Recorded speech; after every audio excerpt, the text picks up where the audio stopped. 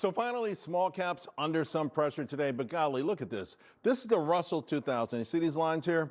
This is how many days in a row the Russell has outperformed the S&P 500. Look way over here, 15 consecutive sessions, just once short of the record. Now, here's the thing. History suggests that this could just be the beginning. And we're talking about the beginning of massive outperformance. Now, for those who are relatively new to the market, I know that it's hard to believe, right? But there have been periods where small caps have absolutely smoked large cap stocks. We're going to bring up a chart to just kind of underscore that for you because it's, well, we don't have the chart. Take my word for it. 1956, 1980, small caps killed them.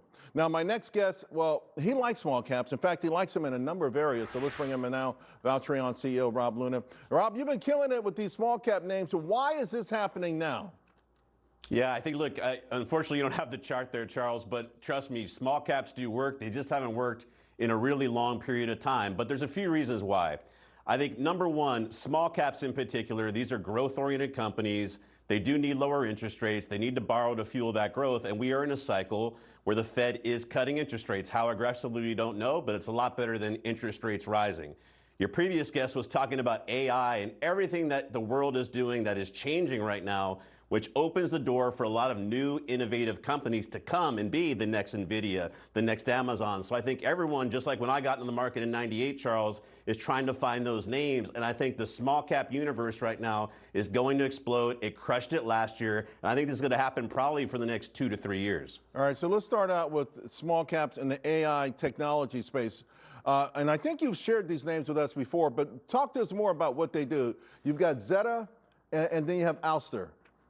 Yeah, so Ouster in particular, they are making the lasers. So when we have, Tesla talking about, all these automated electronic taxis that are going to be out there, everyone's going to these smart cities. This is a leader in that space right now. I think this stock has about 30% upside. In Zeta, they formed a partnership recently with OpenAI. If you take a look at the stock, I think it's 17 quarters now of consecutive raise and beat. They are AI data mining. If you're a company that wants more data on how to market and make more money from your customer, which all of us do, this is the company that's leading right there, Zeta. All right, consumer brands, we got Shark Ninja, right, and Vital Farms. Listen, I'm in Shark Ninja with some of my more riskier subscribers, and I was reluctant initially, right? It looked a little, whatever, you know what I mean? But the stock has been on fire.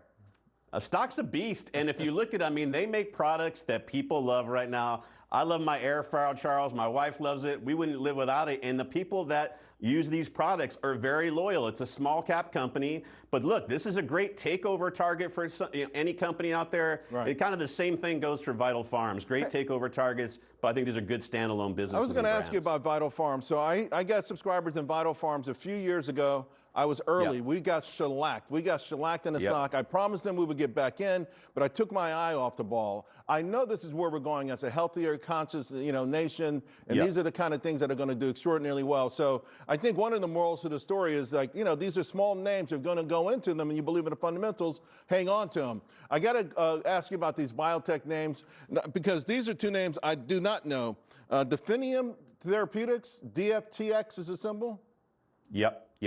Yeah, Natai Beckley, these are both in the mental health space, which is just a booming industry right now. And if you take a look at what's going on with Kennedy right now, talking about psychedelics and some of these alternative spaces, and if you look at this administration, they've been very supportive of that with some of the regulation. These are two names I think that can continue to do very well. The charts are supporting that. A lot of people are not many people are talking about this, but the analysts that are following it right now have significant upside in what we're seeing in this same thing. But again, caveat with all these names, Charles, all of these names are part of the basket I own, our subscribers own, of a 33 stocks. You want to spread your bets across here, but these are names that can double, triple. Many of them did last year. If you're in these stocks, I think, expect the volatility like you said, but you have to have a long-term perspective. Yeah, long-term perspective, but again, the payoff, we're not looking for 8%, right? You're looking for some grand slams. Hey, before I let you go. Maybe in a day we're looking for Rob, how are you feeling about the overall market?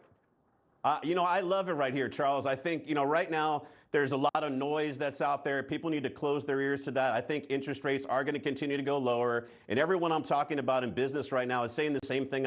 We're in a situation where we all know taxes aren't going any lower. Regulation is not going any lower. You got 2.5 years guys to crush it. You want to be in these names who are aggressive right now. Absolutely. I agree 1,000%. Rob, see you soon, my man. Thank you. Thanks, Charles. Okay. All right. By the way, a reminder, folks.